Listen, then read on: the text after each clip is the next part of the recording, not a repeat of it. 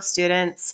I hope you had a great week. It's Friday and we have Saturday and Sunday ahead of us, and the weather looks like it's going to be beautiful. So I hope you get the chance to get outside a lot and enjoy the signs of spring that are popping up everywhere. Today, I wanted to share another book with you from probably one of my favorite authors right now, and her name is Andrea Beaty. I think I've shared with you Sophia Valdez, Future Prez, and then I shared a link to an astronaut who read to you Rosie Revere Engineer. So this is another one of Andrea Beaty's books. It's called Iggy Peck, Architect. And this was one of the first ones that she wrote and one of the first books that I got. And ever since then, I have been following Andrea Beaty, excited for when her next book will come out. And so she has some picture books, and she's also started writing some chapter books. And I have a couple of those that I've read with my kids, and they really like them too. She also has a couple of activity books that are quite neat too, that give you lots of cool ideas of things that you can do at home. So, Iggy Peck, Architect, written by Andrea Beaty, illustrated by David Roberts.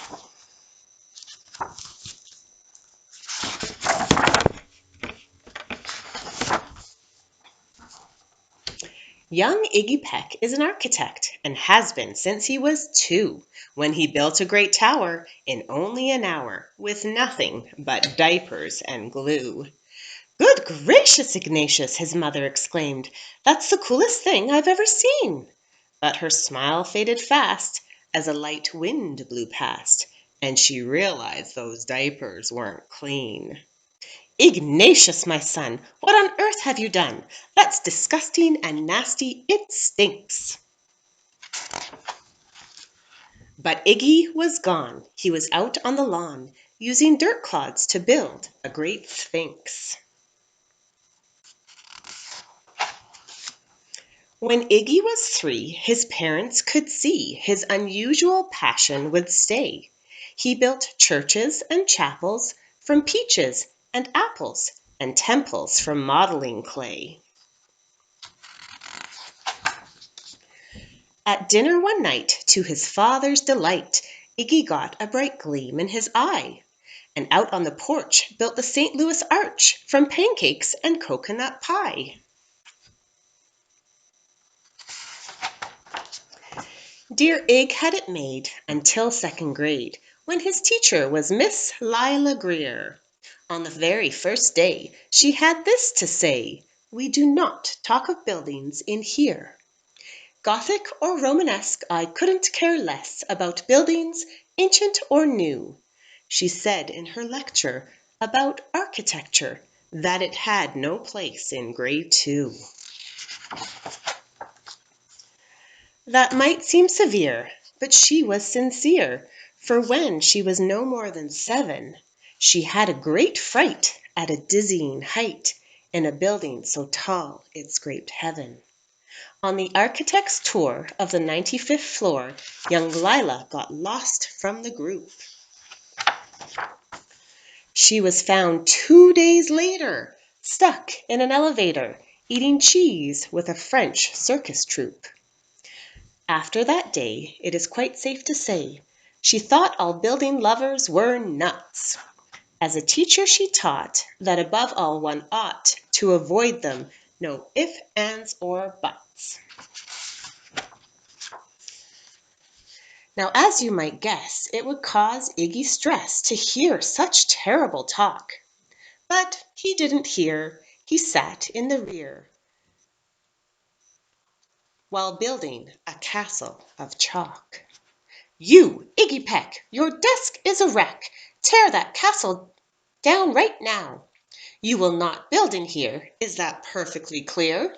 Do you need to see Principal How?"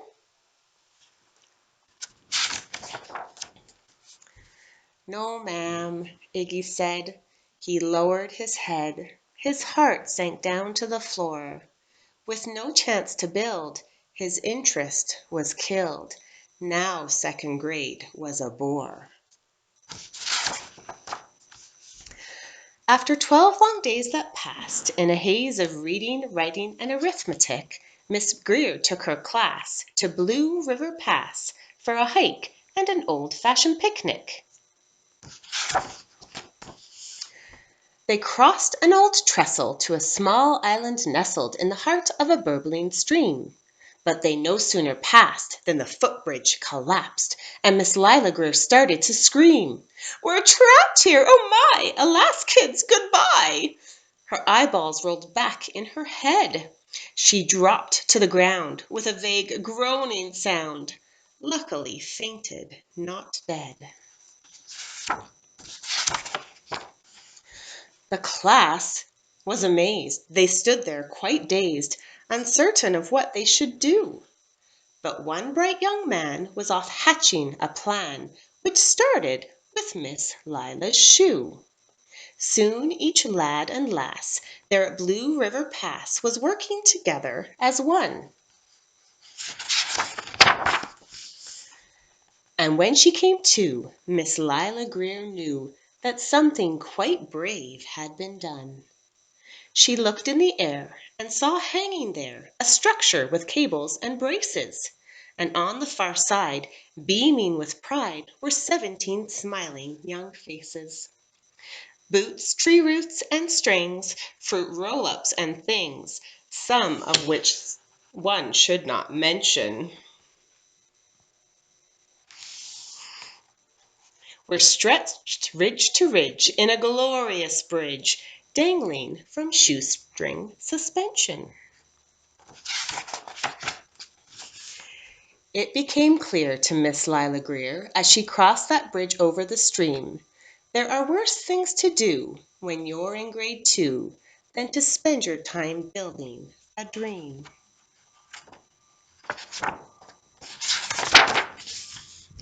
Now every week at Blue River Creek Elementary in 2nd grade, all the school kids can hear, along with Miss Greer, how the world's greatest buildings were made. The weekly guest speaker, in a t-shirt and sneakers, talks of buildings from Rome to Quebec. Of course, he's the guy who builds towers from pie, that brilliant young man, Iggy Peck.